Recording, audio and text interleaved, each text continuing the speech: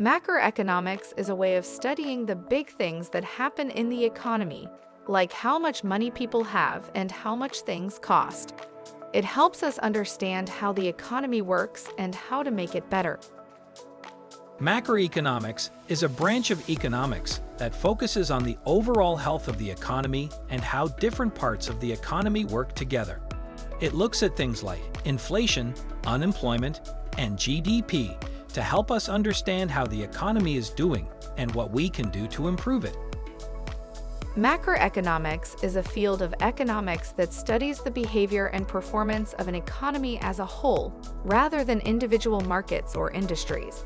It uses tools such as aggregate demand and supply analysis, national income accounting, and monetary and fiscal policy analysis to evaluate economic conditions and make predictions about the future direction of the economy.